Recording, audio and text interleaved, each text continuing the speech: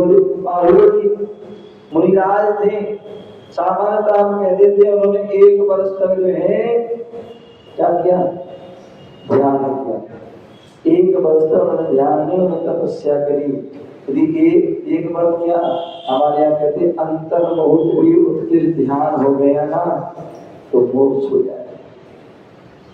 तो वहां जो है ध्यान तो कर रहे थे लेकिन उत्कृष्ट ध्यान नहीं हो रहा था। वहां बीच में उनके उस ध्यान में जो है अंतर आ रहा था, क्या था, विकल्प आ रहा था।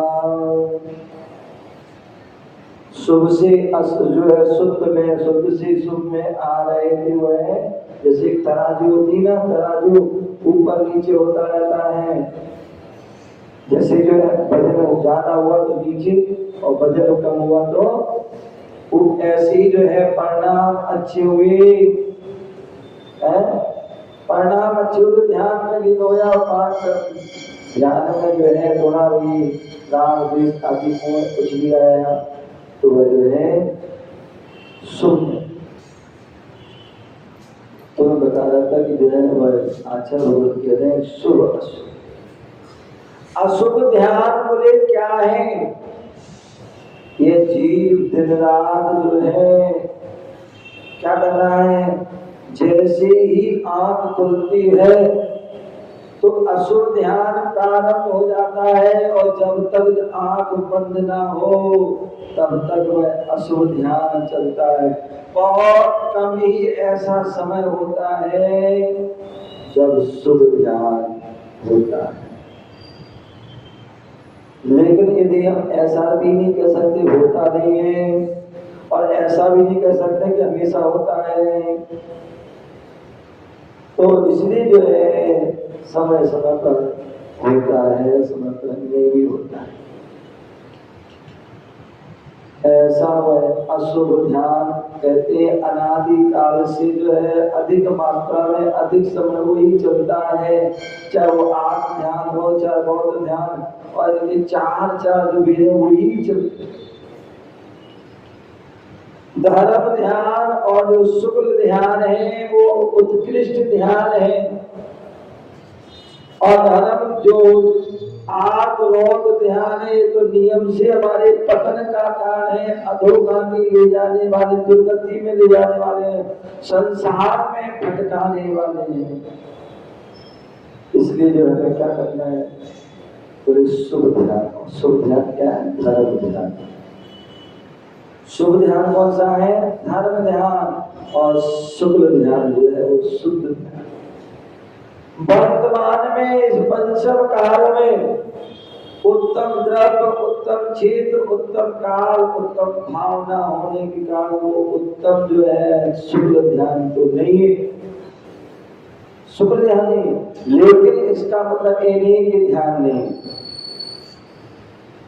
उत्तम ध्यान में जो है शुक्ल ध्यान नहीं है, लेकिन धर्म ध्यान आज भी है। आचार्य कुंद स्वामी ने अनेक ग्रंथों में कहा है कि भरत क्षेत्र के जो है पंचम काल के अंत समय तक धर्म ध्यान होगा, और धर्म ध्यान होगा तभी धर्मात्मा होंगे, और तभी धर्मात्मा होंगे तो तभी धर्म होगा।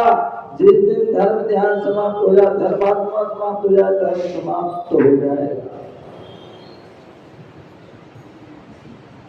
तो इसलिए पंचम काल में भी धर्म ध्यान है, और धर्म ध्यान जो है परंपरा से मोक्ष का कारण है।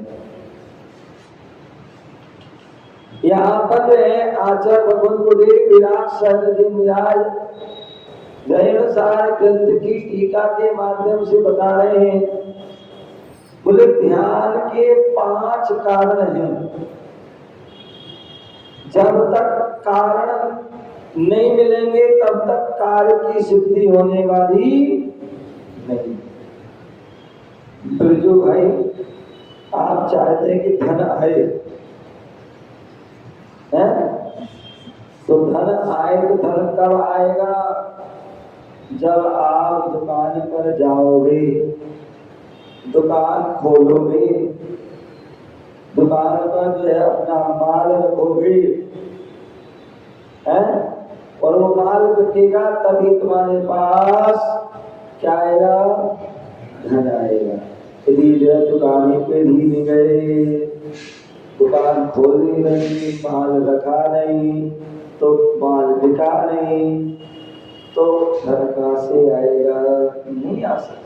और धन नहीं होगा तो हमारी आवश्यकता की पूर्ति हुई कि महिलाएं यहाँ बैठी हैं, महिलाएं यहाँ पर बैठी हैं और परिवार सारा घर में बैठा हुआ है और समय भी हो गया है किसका, नाश्ता का, ब्रेकफास्ट का, ब्रेकफास्ट का। अब सभी चाहते हैं कि ब्रेकफास्ट मिले, तो ब्रेकफास्ट कब मिलेगा, जब आप घर जाओगे, हैं, घर जाओगे और घर में जो है जो सामग्री रखी है उसमें जो है क्या करोगे, प्लान करके कि आज हमें क्या बनाना है। यदि आज हमें पोहा बना